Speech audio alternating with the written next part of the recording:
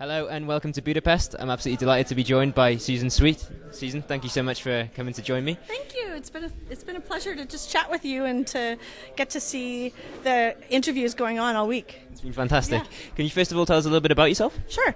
I have my own small consulting company that I've had for a year and a half, and before that I worked for larger Qual only shops for the most part, and also I've worked for the big national, international firms too as well. So I've had kind of the variety of experience, and now I'm just on my own. No, you're on your own. Yeah. And so you've been very closely involved with this, the organisation of this event. So That's right. do you want to tell us a little bit about what you've been doing there? Sure. Well, I feel very excited because we're on the last day of a conference that has been fantastic, and by all accounts from the Twitter feed, everyone else has felt that way about the program. I can testify to that. Okay, great. Thank you for that. I think the program was really fun to curate because we had such an incredibly high level of presenters as well as topics, and you saw how we've curated it by session blocks.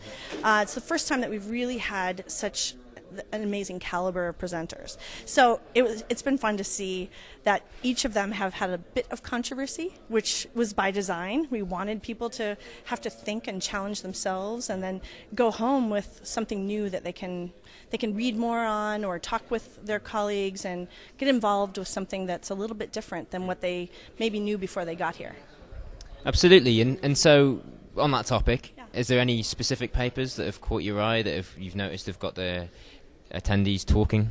Well, I mean, the behavioral economics papers yesterday were great because it was the first time that we had real case studies and pushing the boundaries further. So it wasn't about, hey, we're all going to use behavioral economics now. It was, here's how we're using it, and here's where we go next with neuromarketing and using priming and experimentation. So they were all great papers.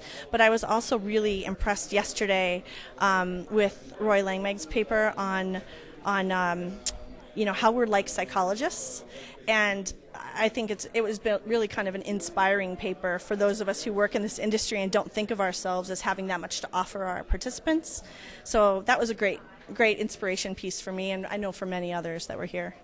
Cool. And I noticed another one that got people talking was the Saris research on disability participants. Did that catch your attention as well? That was great. I mean, I think the other thing we've had is 2 session blocks that are really focused on participants and our role in sharing with them, to making sure that we don't exclude people, and that we keep people who really want to be part of the process, keep them in it. So I think we've had a lot of that conversation. And then, of course, it continued on to the boat last night. We were all talking about it and how we can make changes in the way we screen and take care of our respondents so that they have a great experience and that we still cover all the objectives.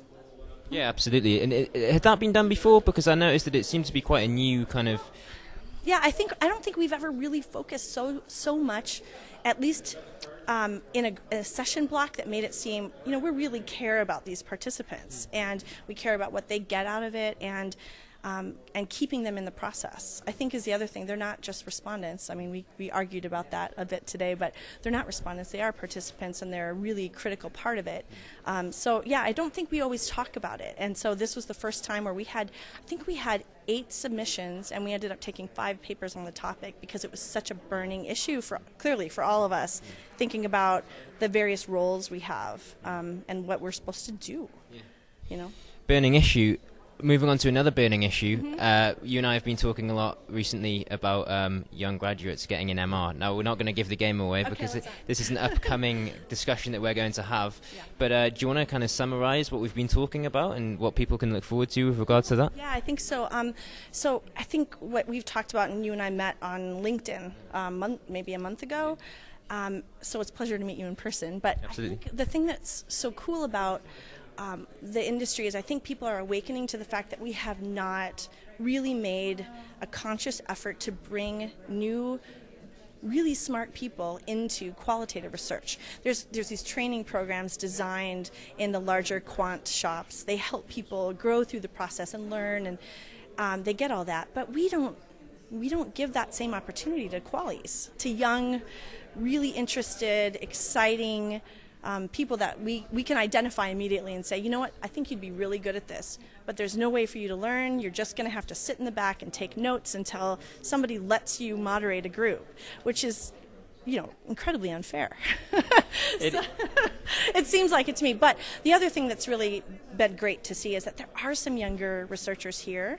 We're not, I mean, you're one of the few millennials probably that's here, but even those of us that are Gen Xers, we're now feeling like, boy, we really need to bring millennials into this process, and we need to make sure that they know, they have the body of knowledge that we have, because we're all getting older, and there's almost so much challenge with the online and mobile that they just patently understand that older people don't. So it's going to be really fun. But yeah, we'll talk about that later. I'm not going to ask any more questions, but not because I don't want to talk about it. I'd love to. We can talk about this after. Yeah, but I can see how madly passionate you are about the subject, and I really look forward to getting together and getting some content. Susan, thank you so much for joining me, and also for organising this brilliant conference that everybody's loved, I'm sure. It's really been a treat, and I'm so glad that everyone else has enjoyed it as much as I have. I think we've set the bar high for the next joint conference too.